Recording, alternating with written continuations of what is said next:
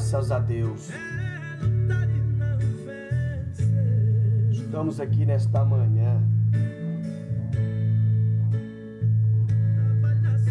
Falo manhã, mas já é aproximadamente meio-dia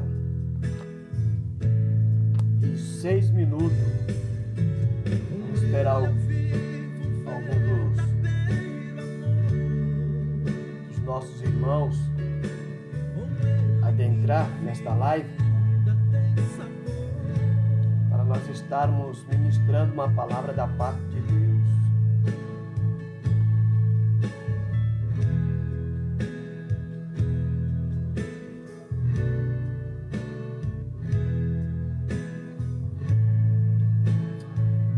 Aleluia.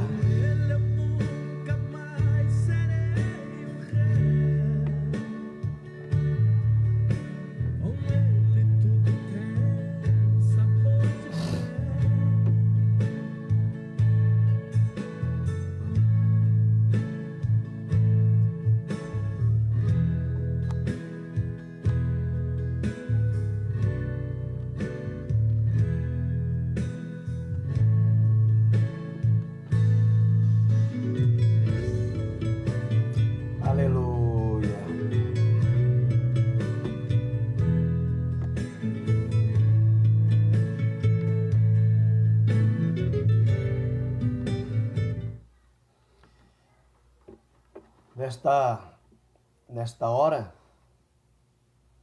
no domingo de hoje que nós estamos, aproximadamente meio-dia e 7 minutos,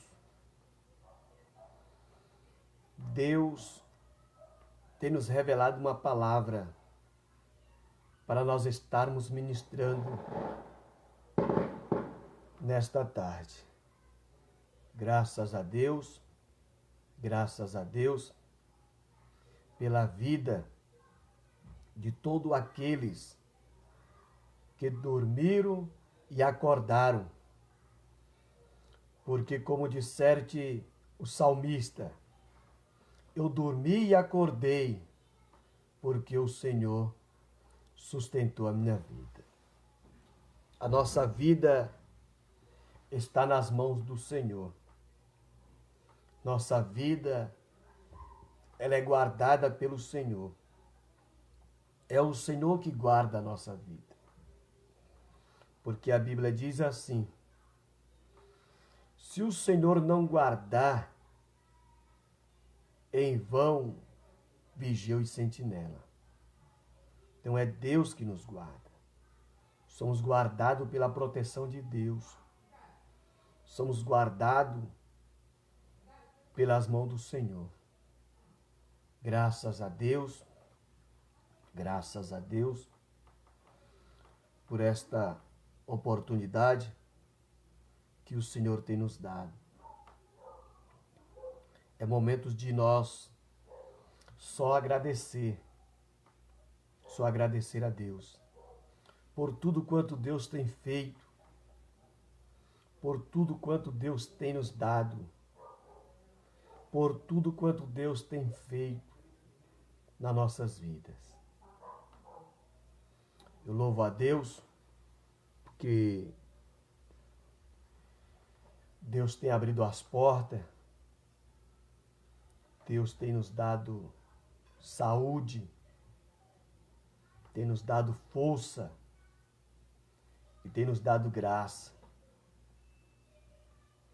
Congrego ali na igreja da Baixada Santista, aonde está os cuidados do pastor Teotônio, um homem de Deus, um homem que Deus tem achado graça em ter depositado confiança e tem entregue ao seu rebanho aos cuidados dele. Louvo a Deus pela vida do meu pastor. Atravessou uma enfermidade aí, uns dias aí ficou enfermo.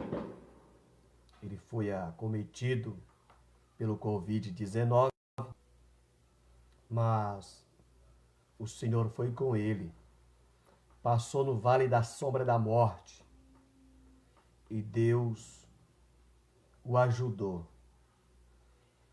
Como disse o apóstolo Paulo, nosso irmão, em Cristo Jesus,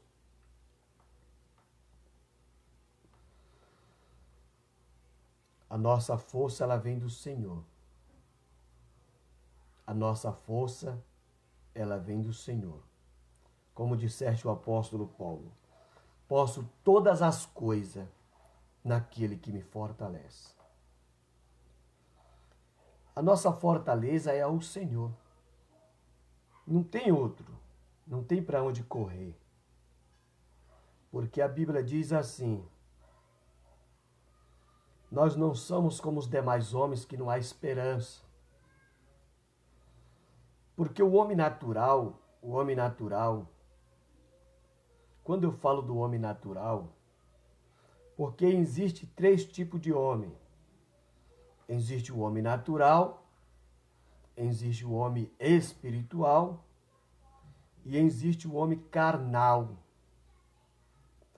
Quando nós falamos do homem natural, nós estamos falando daquele homem que já ouviu a voz do Senhor através de alguém me disse uma palavra para este homem, mas este homem, ele falou: olha, irmão, um dia eu vou lá.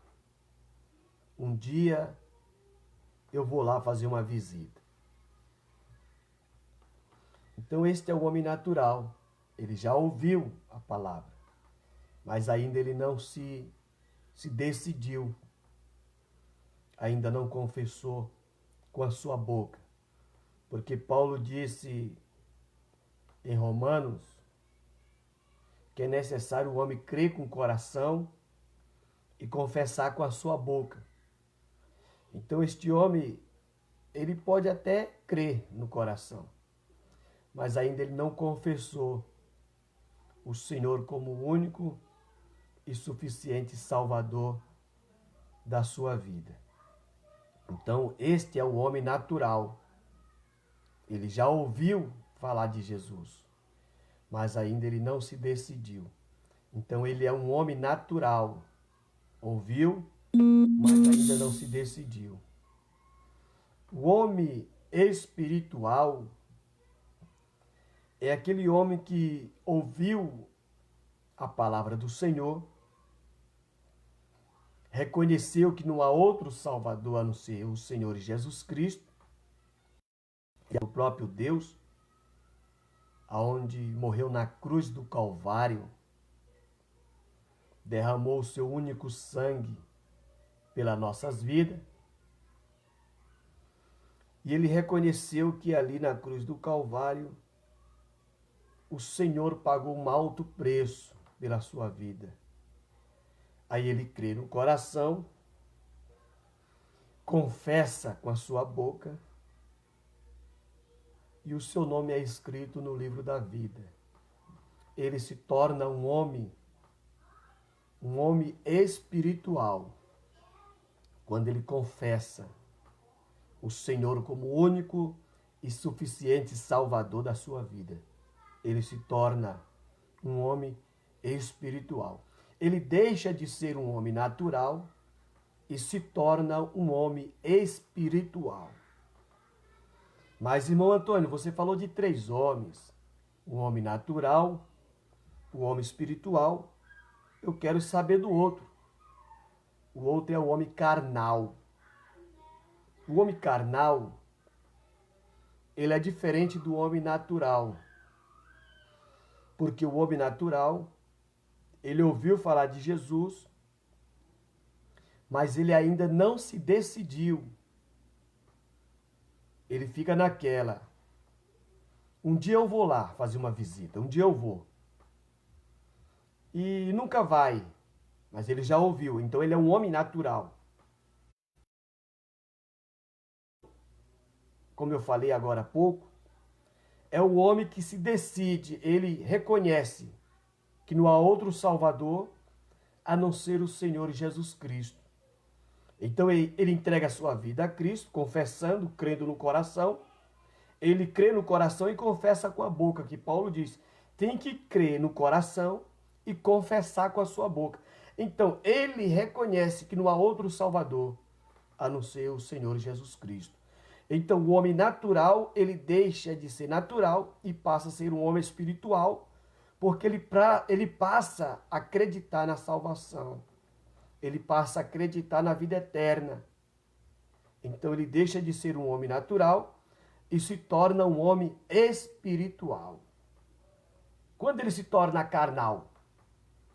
É quando ele levanta a sua mão, reconhecendo o Senhor como Salvador e libertador, aquele que muda a vida do homem, do mais vil pecador, e ele deixa de praticar as coisas que o Senhor falou nas suas escrituras. Seguir a paz com todos, fugir do mal, deixar as coisas pecaminosas deste mundo. E ele passa a fazer tudo aquilo que a Bíblia abomina. Ele passa a fazer tudo aquilo que desagrada aos olhos de Deus. Aí ele se torna um homem carnal. E a Bíblia diz, nenhuma condenação há. Está lá em Romanos capítulo 8, do verso 1. Nenhuma condenação há para o que estão em Cristo Jesus, que não anda segundo a carne, mas segundo o Espírito. Quando um homem, ele reconhece o Senhor como único e suficiente Salvador, que ele começa a levar uma vida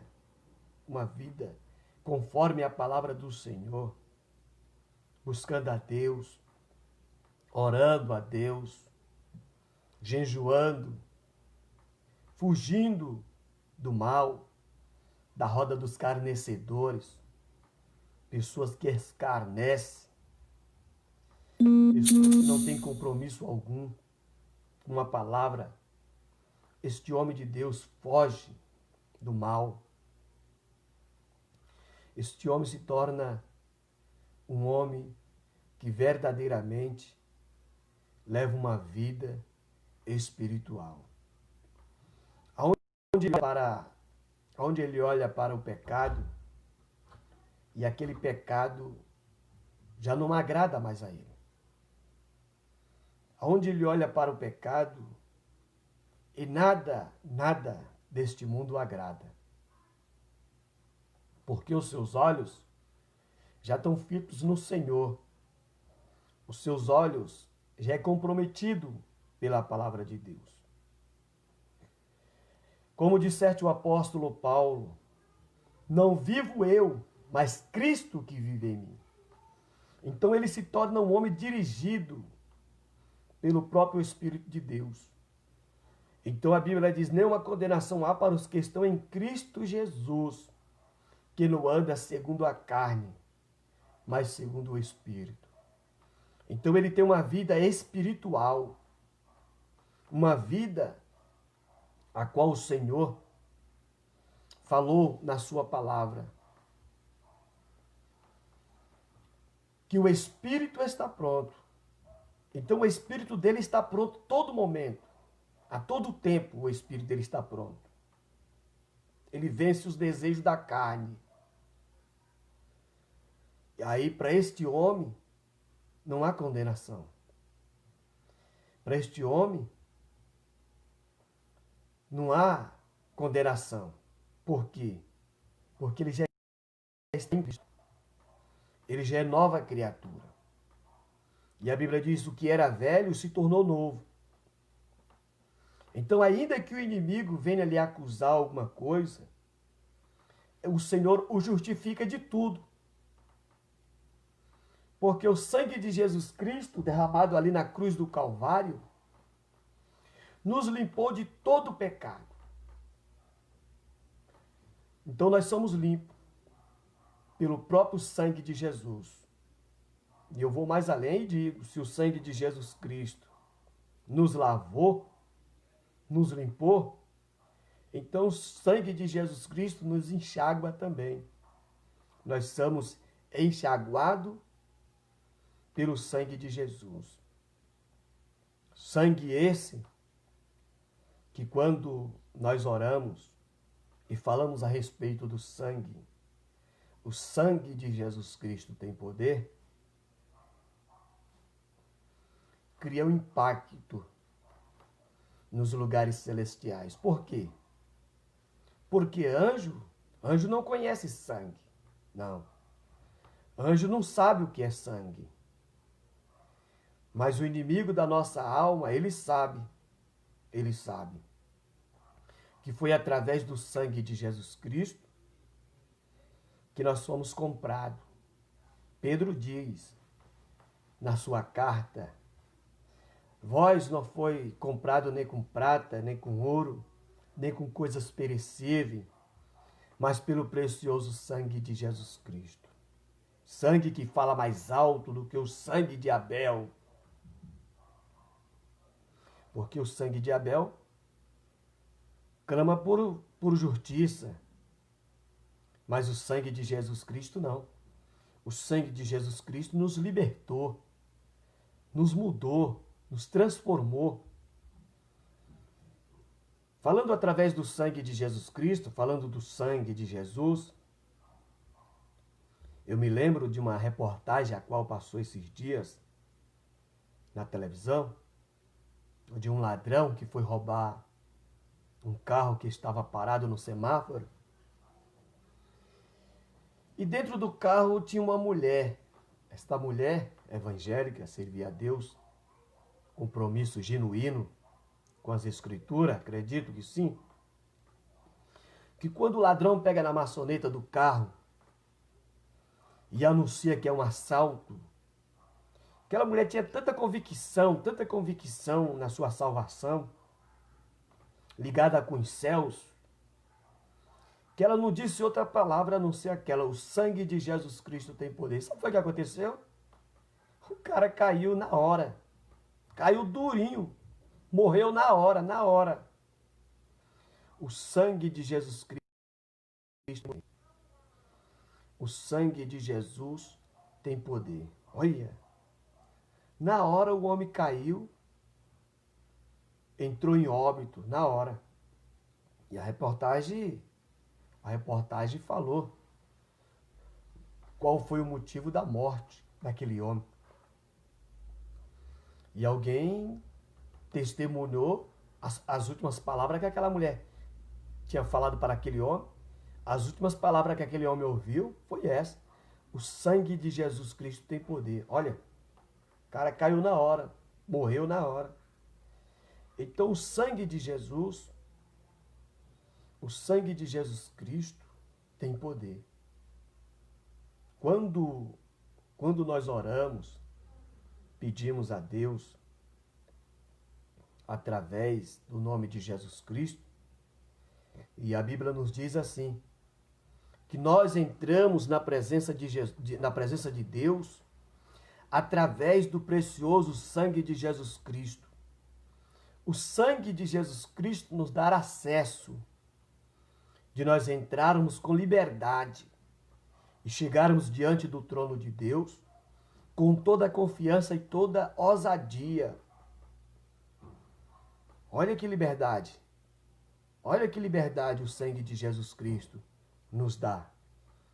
Uma liberdade de nós entrarmos na presença de Deus através do sangue.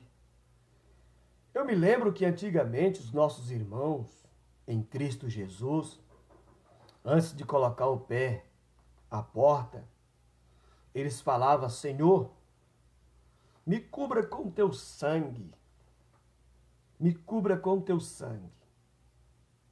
E a gente via vários testemunhos maravilhosos da parte dos irmãos. O que acontecia, os livramentos de morte, de roubo, de assalto, os livramentos de setas malignas. Depois que muitos pararam de orar envolvendo o sangue de Jesus Cristo, você vê que a gente não escuta mais testemunhos poderosos da parte de Deus à vida desses irmãos. Não sei o que está acontecendo, não sei, mas o sangue de Jesus Cristo tem poder. Quando nós falamos o sangue de Jesus Cristo tem poder, como eu estava falando agora há pouco, os anjos não conhecem sangue. Não. Eles não conhecem sangue, mas sabem do poder do sangue. Porque quando você fala no sangue de Jesus, os anjos eles sentem um impacto. Eles são arremessados para trás. Porque há poder no sangue. Há poder no sangue de Jesus Cristo. Prova disso, que quando João, na ilha de Pátimo, ele tem aquela revelação, ele vai aos céus, o Senhor abre as mansões celestiais para ele, e lá nos céus, alguém pergunta para ele, tu sabe quem são esses aí? Ele diz, eu não sei. E alguém vai e diz para ele, esses aí são aqueles que lavaram as suas vestimentas no sangue do Cordeiro. Olha! Eita Deus! É maravilhoso. A nossa alma, ela fica alegre. Nós se alegramos quando falamos a respeito do sangue de Jesus Cristo. Porque o sangue de Jesus Cristo é uma arma poderosa, onde a Bíblia diz que eles venceram através do sangue de Jesus. Entendeu? Quando eles não tinham mais força, eles sacavam o sangue de Jesus e lançavam em cima do inimigo. Como assim? Como assim, irmão Antônio? Eles puxavam o sangue e lançavam em cima do inimigo? Não. Eles iam através do sangue de Jesus Cristo, como que diz? Satanás, o sangue de Jesus Cristo tem poder. E Satanás, ó, batia em retirada. Satanás batia em retirada. Porque o sangue de Jesus Cristo tem poder. Como eu estava falando agora há pouco, a respeito do homem natural, o homem espiritual e o homem carnal. 3 tipos de homem. O homem natural, o homem espiritual e o homem carnal. O homem carnal é esse que deixa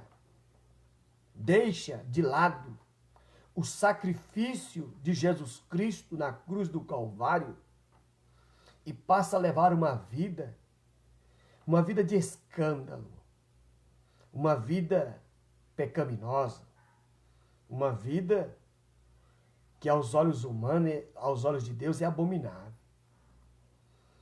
Por causa destas vidas, dessa vida, que muitas das vezes entra até escândalo, o sangue de Jesus Cristo vai ser cobrado destas vidas. Vai. Mas eu louvo a Deus pela vida daqueles que abraçaram a morte de Jesus Cristo ali no Calvário. E reconhecendo que o Senhor o transforma, o Senhor muda o caráter, muda a personalidade, muda a maneira de viver. Prova disso que eu estou aqui. Se eu estou aqui falando a respeito do sangue de Jesus Cristo, porque outra hora eu tinha uma vida também, uma vida totalmente bagunçada, totalmente uma vida errônea. E eu reconheci, parei no tempo e reconheci que A morte de Jesus Cristo, ali na cruz do Calvário, tinha o poder de me libertar. Aí Jesus me libertou.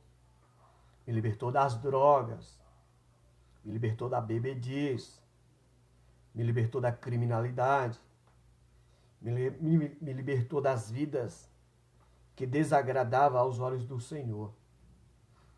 E eu não sou melhor do que ninguém em nada, não.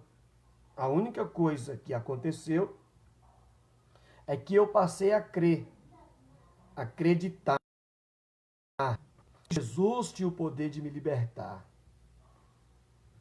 E através da minha libertação, passei para frente, como muitas pessoas me pararam aí afora e me perguntaram: irmão Antônio, o que aconteceu com você? Porque antigamente você bebia, fumava, usava droga, fazia coisas erradas. O que aconteceu para você deixar tudo isso? Abandonar uma vida de mentira, uma vida enganosa. Porque este mundo é só ilusão. Este mundo é só ilusão. Esse mundo, a alegria do mundo é uma alegria momentânea, uma alegria passageira, para onde o homem, aonde o homem se alegrar, aonde o homem se alegra, para ele se alegrar, ele tem que cheirar poeira, beber cachaça, cerveja, mentir, levar uma vida de mentira, de engano. Mas eu louvo a Deus que eu reconheci que a vida neste mundo, aí fora, sem a verdade, é aquilo que Jesus disse: eu não dou a paz que o mundo dá. Porque a paz do mundo é uma paz enganosa, uma paz falsa, uma paz mentirosa, aonde o camarada chega bem arrumado, boa família, uma família próspera, e de repente o cara começa a beber, começa a brigar com a mulher, começa a expor coisa que não é para ele expor, começa a falar daquilo que não é para ele falar, começa a se envolver em coisa aonde ele não é para se envolver. Ele perde totalmente a noção daquilo que é realidade. Agora, no outro dia, você encontra aquele mesmo homem, aí você vê, tá vergonhoso, tá triste, muitos presos, até mesmo perdeu o casamento, perdeu amizades que muito tempo tinha, por causa de bebedice, por causa das drogas, por causa da ilusão deste mundo. Então, a respeito do que eu estava falando, do sangue de Jesus Cristo que nos compra, que nos comprou, porque nós já estava preso no pecado, no engano, na mentira, no adultério, preso nas coisas deste mundo. Aí Jesus veio, lançou um preço, o preço foi pago, ali na cruz do Calvário, e ele nos libertou. As correntes que outra hora nos prendia, ela foi quebrada. E como disseste o salmista, nós fomos libertos do laço infernal, aonde os laços do maligno estavam nos levando para o inferno. Aí o Senhor vem, morre na cruz do Calvário, ressuscita ao terceiro dia, toma a chave da morte, do inferno, e nos liberta da escravidão.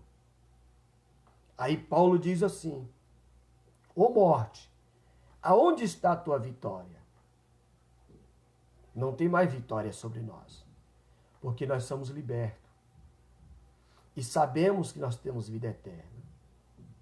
Nosso amigo Ramão está aí nos assistindo. Nosso irmão José Cícero. Que Deus em Cristo te abençoe, meu irmão. Ele lhe dê muitos anos de vida. Ele, cada dia mais, lhe use como o Senhor já tem usado o irmão de várias maneiras. De maneira maravilhosa. E que as portas da revelação, as portas da palavra, da ousadia e graça, venha estar sempre, sempre, sempre aberta para o irmão. Nossa irmã Rose também, uma amiga nossa, mulher de Deus, mulher que tem orado pela nossa vida. E como disseste o apóstolo Paulo, se não fosse a oração da igreja, não teria realizado as obras que foi realizada.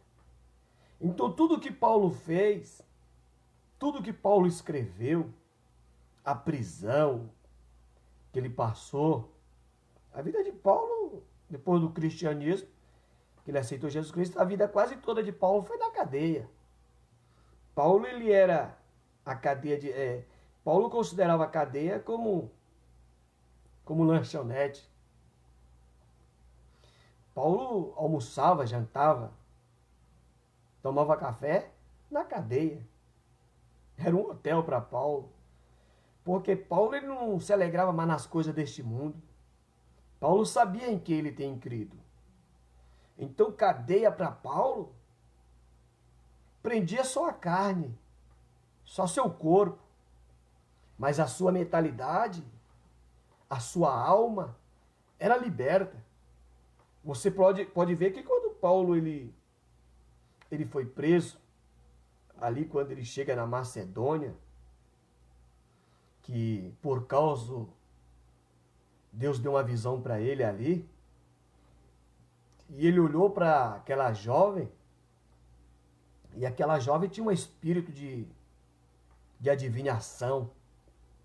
Paulo repreende aquele espírito, aquela jovem é liberta, e ali começaram agora a perseguir Paulo, dizendo que Paulo tinha levado outro ensinamento, fora daquele que eles tinham aprendido, e prenderam Paulo, só porque Paulo teve uma revelação de Deus, e viu que aquele espírito não procedia, era um espírito maligno de adivinhação, repreendeu no nome de Jesus, o espírito caiu por terra, e aquela menina foi liberta.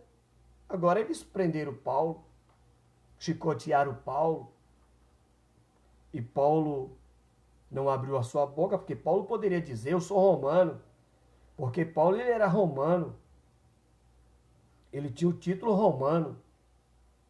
Paulo ele era romano, e porém judeu, porque sua filha judia. Nem por isso Paulo abriu a sua boca de maneira nenhuma, para dizer, ei, para com isso, eu sou romano, não.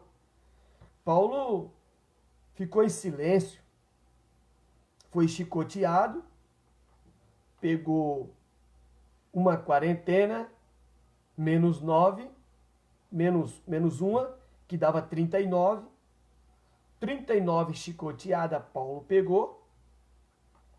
Silas também, que estava do lado de Paulo, auxiliando Paulo, apanhou também. E agora Paulo foi colocado em um cárcere. Olha o mistério da coisa. Paulo foi colocado em um cárcere, chicoteado, apanhou.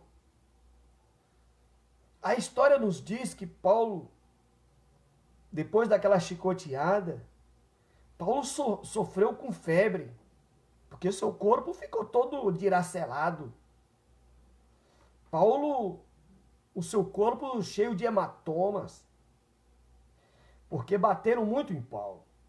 Foram 39 chicoteadas de vara. E batia com gosto, os caras batiam com força. E Paulo estava ali naquele cárcere, amarrado em um mourão, juntamente com Silas. Mas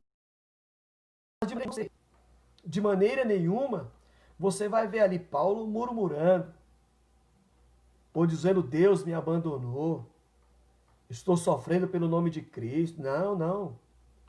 Paulo está ali, e segundo os historiadores diz que Paulo estava com cãibra, febre. E não é para menos. Não é para menos. A pessoa está todo chicoteado, apanhou muito, em um lugar frio, gelado, porque ali onde Paulo estava era gelado, não tinha sol. Dentro de um quarto todo escuro, amarrado em um mourão. Só porque Paulo orou pela vida de uma menina e a menina foi liberta, agora Paulo está sofrendo. Sabe o que Paulo vai fazer ali dentro daquele cárcere? Paulo ele não vai abrir a sua boca para ficar murmurando em nada, dizendo: ah, porque eu estou passando por isso, porque está acontecendo isso. Não, não. Sabe o que Paulo vai falar para Silas? Silas, vamos orar? E a Bíblia diz que eles oraram. Começaram a orar. Oraram a Deus. E quando eles oraram a Deus, terminando a oração, agora eles começam a louvar a Deus. E é aquilo que eu estava falando. A oração,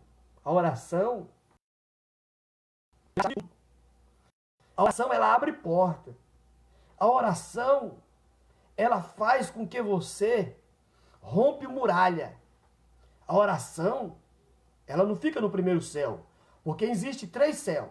Existe o céu estrelar, que é esse céu que a gente vê, o primeiro aí. O segundo céu, que é o céu atmosférico.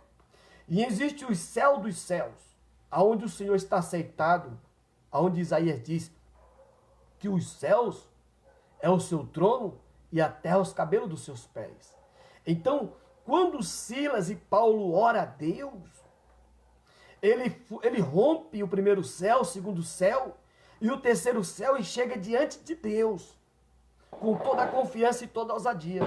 Agora o que Paulo vai fazer? Paulo, depois da oração, ele vai louvar a Deus. Olha, uma coisa é você louvar a Deus com a conta do banco cheia. Você passar o cartão de crédito lá e o cartão em alta credibilidade. É outra coisa é você louvar a Deus quando você tem um cheque ouro, cheque Marte, cheque especial, que você, aonde você chega, você lança aquele cheque e de maneira nenhuma aquele cheque volta.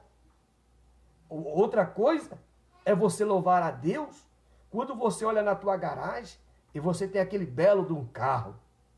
Outra coisa é você louvar a Deus quando você olha para a tua família e a família está tudo bem.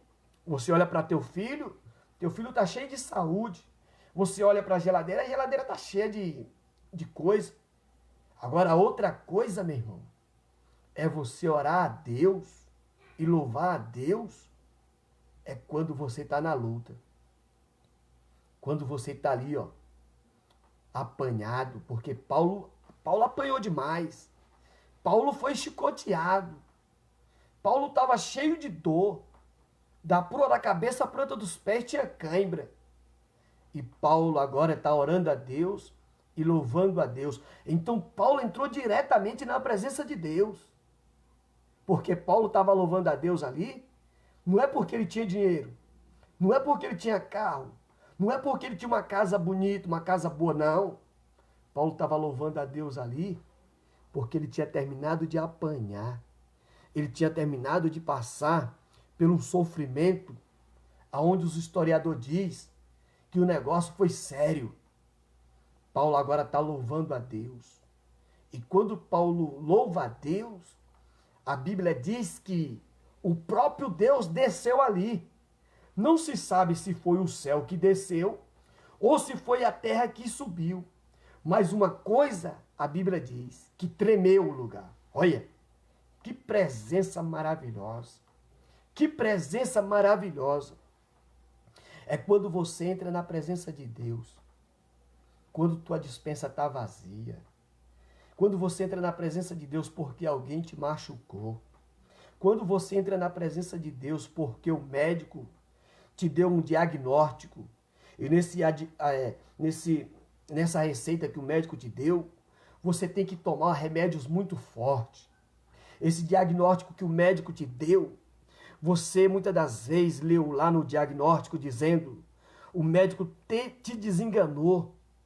Ainda que ele não falou pessoalmente, por palavra, mas ele te liberou para tu morrer em casa. Quando você olha aquele diagnóstico, você sabe que aos olhos humanos é impossível. É impossível você sair dessa. É impossível você sair dessa leso. É impossível. Aí você entra na presença de Deus, reconhecendo que só Deus, Ele tem o poder de te tirar dessa. Foi isso que aconteceu com Paulo. Paulo sabia que ali ele poderia pegar uma epelemonia. Ele podia pegar uma doença terrível. Ele podia pegar uma doença sem cura. Porque além dele estar chicoteado, além dele estar sentindo febre, além dele estar em um local frio, aonde a história diz que em Israel, ao dia, chega a 43, 44, 45, 46, até 50 graus. É muito calor, muito quente. E à noite, cai para baixo de 0. Agora o camarada está num frio, parecendo uma geladeira, com seu corpo todo dilacerado, cãibra, febre. Ali, ele podia pegar uma doença muito séria, muito grave. Mas Paulo não estava ligando para isso. Paulo estava com o pensamento ligado nos céus, ligado no Senhor, acreditando que o Deus que colocou ele ali é o Deus que é tirado dali. Que é isso, irmão? Você é doido, é? Deus colocou ele ali? Irmãos, deixa eu falar um negócio para você. Você tem que aprender uma coisa. Tudo que acontece na nossa vida é permissão de Deus. Não cai um fio de cabelo da nossa cabeça se não for pela permissão de Deus. Paulo disse assim, ó, não vivo eu, mas Cristo vive em mim. Então, ele estava dizendo, eu sou dirigido pelo Senhor. É o Senhor que me dirige. Se o Senhor dirigiu Paulo até ali, naquele cárcere, é porque Deus, ele tinha uma grande obra ser realizada ali. Nada é fruto do acaso. Aí você passa para meditar. Aí você passa a meditar nesse texto que eu estou falando. Paulo começa a louvar. Ali dentro daquele cárcere, naquela prisão, Paulo canta. Só que Paulo tinha sido entregue ao carcereiro. Aquele carcereiro, ele não tinha um coração bom. Não existe carcereiro amoroso. Não existe carcereiro cheio de amor. Não existe carcereiro que tem um coração aberto para a misericórdia. Não. Todo carcereiro tem um sangue ruim. Todo carcereiro tem um coração na mão. Não tem dó de nada. Paulo está ali naquele cárcere, entregue aos cuidados daquele carcereiro. Sabe o que o carcereiro fez? Só que a lei dizia assim, uma vez que o prisioneiro é entregue a um carcereiro, e se caso esse carcereiro deixar o prisioneiro ir embora, ou o prisioneiro fugir, o carcereiro vai pagar com a sua própria vida. Olha o mistério da coisa. Olha agora, e agora? Paulo orou a Deus, depois ele cantou, louvou um hino que mexeu com os céus desceu, a terra não aguentou, agora a terra treme. O cárcere, ele se abre, O que me chama a atenção dentro desta palavra é que as correntes que estavam aprisionadas nas pernas de Paulo, aprisionada nas mãos de Paulo, Paulo estava preso pelas correntes. Sabe o que foi que aconteceu? Elas quebraram. Pá! Pá! Dos pés. Pá! Das mãos. Da mesma coisa aconteceu com Silas. Porque quando Jesus chega, quando o Senhor chega, as correntes se quebram. As correntes não aguentam. Pá! Porque a Bíblia diz assim, ó, uma vez que você conhece a verdade te liberta. As correntes não aguentou. Quando as correntes quebrou, pá, Paulo foi liberto. O cárcere se abriu. Ruptura abriu na parede. Pá, dava de passar um homem de braços abertos.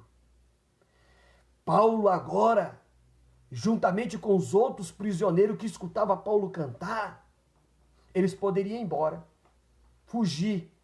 Sabe o que Paulo fez? Paulo ficou. Porque Paulo sabia, se ele fugisse dali, os prisioneiros fugissem também, Paulo sabia que o carcereiro ia pagar com a sua vida. Quando o carcereiro ouviu o estrondo, o barulho lá no cárcere, a Bíblia diz que ele veio correndo. Quando ele veio correndo no meio daquela escuridão, ele viu a ruptura, o cárcere aberto, as correntes quebradas.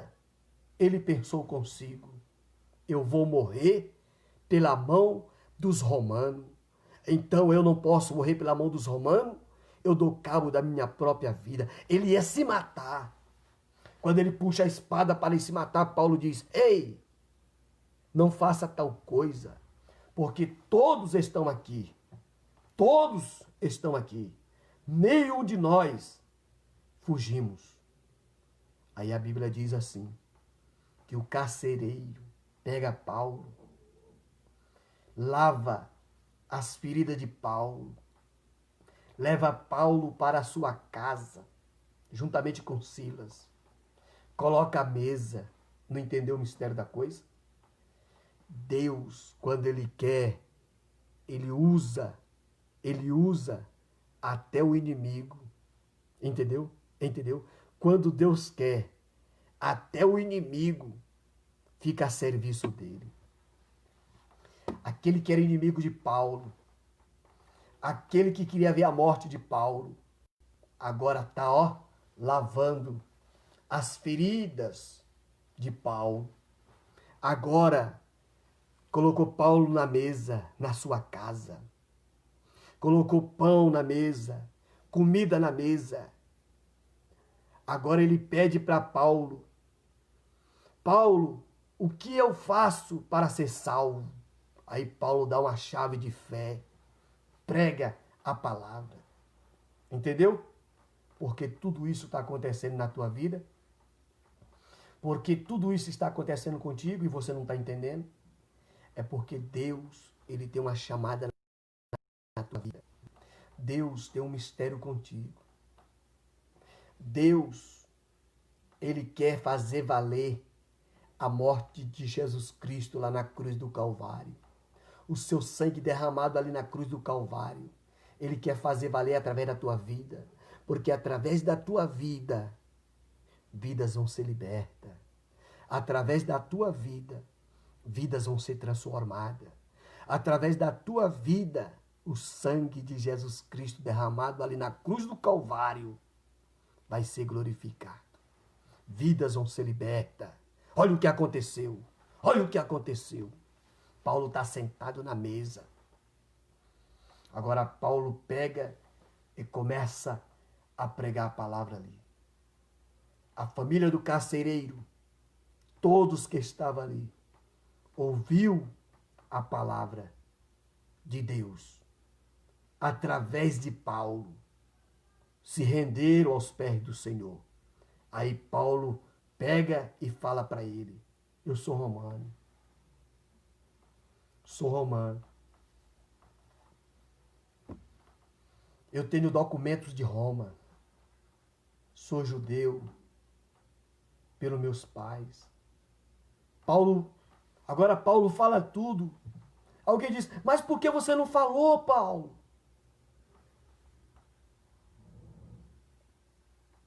Sabe por quê? Porque Paulo sabia o trabalhar de Deus. Era Deus que estava trabalhando. Foi necessário acontecer tudo isso para o nome do Senhor ser glorificado ali, na casa do carcereiro. E eu confesso para você que esta live que eu ia fazer era uma live de 10 minutos. Olha quanto tempo eu já estou aqui ministrando a palavra. Eu quero deixar uma palavra ao teu coração. Em Romanos, capítulo 10, do versículo 17. Romanos, capítulo 10, do versículo 17. Romanos, capítulo 10, do versículo 17. Olha que palavra. Olha que palavra. Romanos, capítulo 10, do versículo 17.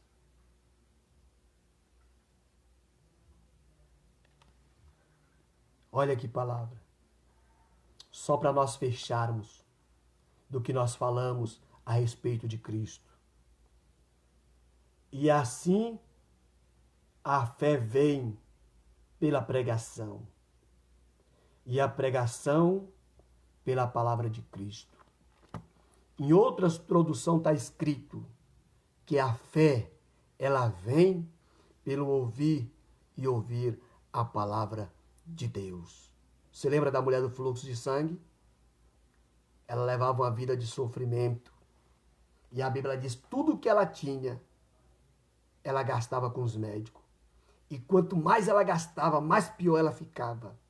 Quanto mais ela gastava com os médicos, mais pior ela ficava. Primeiro, condição financeira ia descendo. Moral ia descendo. Porque todo médico que ia lá, com certeza passava para outro a doença dela. Ainda que tenha uma ética de médico não falar de outro médico. Mas eu acredito que falava. Agora, a saúde daquela mulher também ia descendo. Sabe por quê? Porque quanto mais o médico mexia, quanto mais o médico dava remédio, mais pior ela ficava. A Bíblia diz que era 12 anos de sofrimento. 12 anos sofrendo com a hemorragia, um fluxo de sangue. Aí a Bíblia diz que apareceu alguém. Ela ouviu falar de Jesus. Porque a Bíblia diz, aquilo que eu acabei de ler agora, Romanos capítulo 10, do versículo 17. A fé vem pelo ouvir e ouvir a palavra de Cristo. Ela ouviu falar de Jesus. Quando ela ouviu falar de Jesus, sabe o que ela fez? Ela foi até Jesus. E quando ela chegou lá até Jesus, a multidão era enorme. Porque onde Jesus está, tem multidão. 3 tipos de multidão seguia Jesus. Existia uma multidão que ia atrás de Jesus só para comer. Porque onde Jesus está, tem alimento. Existia outra multidão que ia atrás de Jesus para achar defeito, procurar defeito, porque sempre tem. Tem gente que vai para a igreja só para ver, caçar defeito no pastor, no presbítero, no diácono, no evangelista, nos auxiliares da obra. São os procuradores de defeito. Mas existia também uma multidão que ia atrás de Jesus porque verdadeiramente necessitava, precisava de um milagre. Talvez você é essa pessoa que precisa de um milagre, onde os médicos já desenganou, aonde não tem mais solução para teu problema, humanamente falando. Mas para Deus tem. Porque ele diz em Lucas, capítulo 1, do versículo 37. Porque para Deus nada é impossível. Deus é o Deus das causas impossíveis. Que Deus em Cristo te abençoe. Amém.